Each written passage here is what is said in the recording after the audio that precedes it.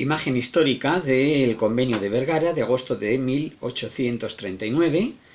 Imagen como fuente histórica que cayó en el examen de EBAU de Historia de España de septiembre del año 2017-2018. Bien, a día de hoy, en la EBAU de este curso, del 2019-2020, nosotros sabemos que esta imagen estaría dividida en dos preguntas. En la primera, en la que tendríamos que realizar una explicación del tipo de fuente histórica, de la localización cronológica y del contenido. Y una segunda pregunta en la que tendríamos que explicar el contexto histórico del problema dinástico, de la Primera Guerra Carlista, de la oposición del liberalismo al absolutismo, del tránsito del absolutismo al liberalismo, bueno, cualquiera de esas preguntas que nos podrían realizar. Bien,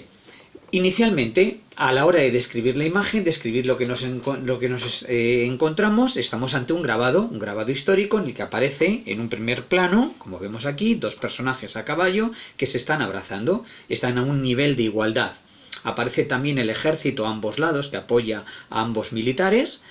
y que también aparecen a un nivel de igualdad, no aparecen ni un número mayor ni un número menor, por lo tanto no indica nada que pueda hacernos percibir qué es quién es el que ha vencido.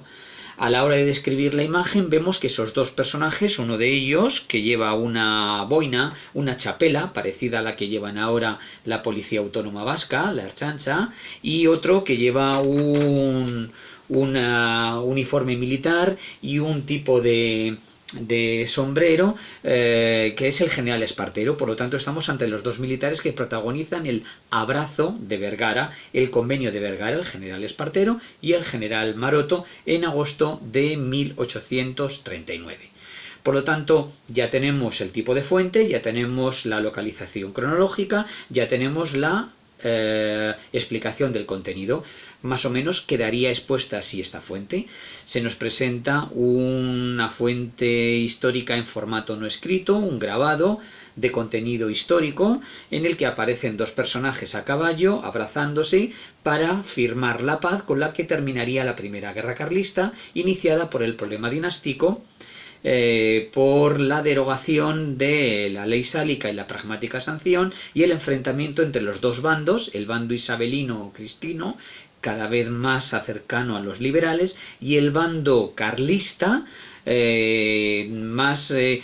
cercano a los postulados del absolutismo. Una vez que hemos contextualizado ya esta primera pregunta, realizaríamos ya la segunda, ¿no? Voy a dejar, ya hemos visto este gráfico, ya lo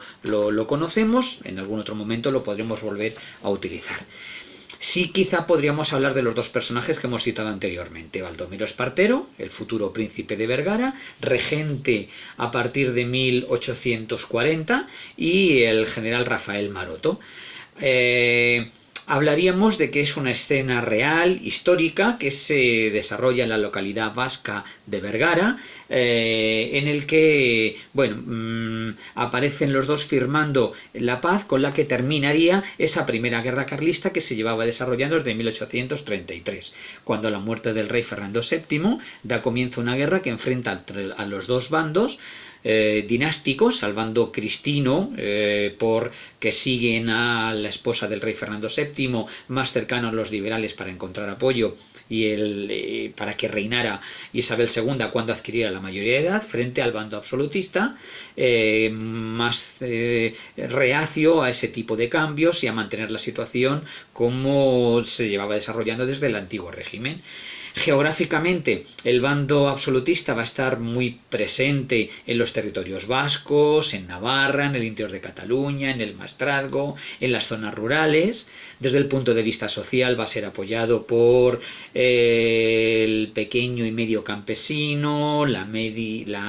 nobleza media, la hidalguía, ¿vale? Ideológicamente es un grupo que tiende más al antiguo régimen, al lema Dios, patria, fueros, rey, Dios, la importancia de la Iglesia, fueros, el reconocimiento de la particularidad de los territorios periféricos, rey, el absolutismo monárquico, unión del trono y el altar, antiguo régimen, y patria, pues la devolución o ese pensamiento reflexivo o no tanto sobre el poder perdido y su recuperación siempre que se tenga a Dios de la mano al lado del Estado. Ya habríamos hablado de los apoyos geográficos, de los apoyos sociales, de los apoyos territoriales, y tendríamos, por ejemplo, que hablar de la evolución de la guerra, de la primera guerra carlista, porque va a ser la primera de las 3 guerras que se van a desarrollar durante el siglo XIX, de las 3 guerras civiles. Esta primera guerra carlista se desarrolla de manera discontinua, de manera desigual,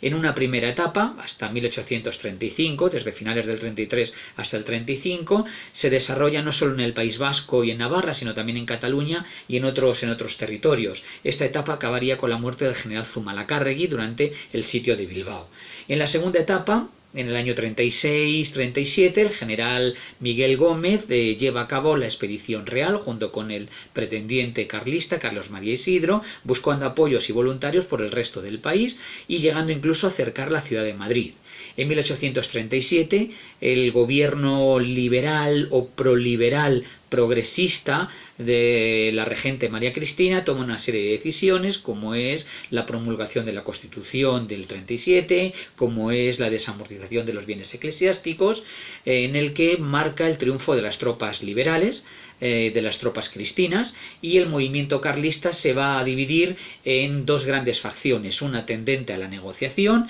debido a que se sienten derrotados, y otra más radical, los antiguos apostólicos, los más absolutistas,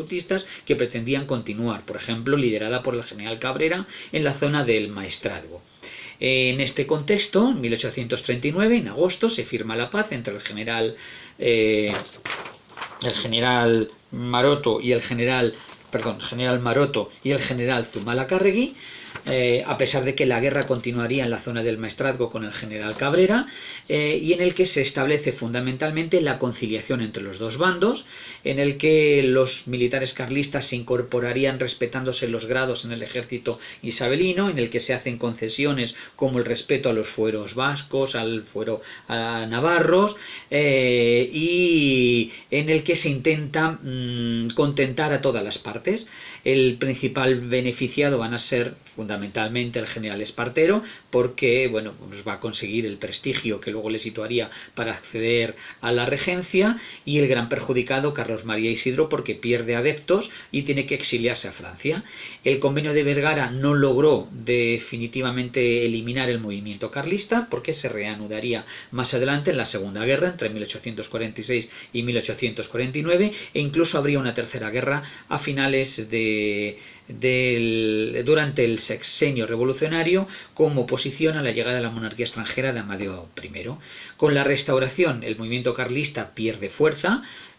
con la derrota definitiva durante los inicios del reinado de Alfonso XII, y bueno, va a ser un grupo aglutinador de las posturas más conservadoras, más intransigentes, más ultra religiosas, y aparecería en los momentos previos a la Guerra Civil Española en torno al grupo de la Comunión Tradicionalista y los requetés, e incluso en la actualidad todavía sigue habiendo elementos carlistas que se presentan a las elecciones legislativas. Bueno, y esta sería más o menos la visión general de esta fuente histórica, que bueno, cayó hace unos años en selectividad, pero bueno, para que nos sirva como repaso de lo que hemos ido estudiando en el siglo XIX.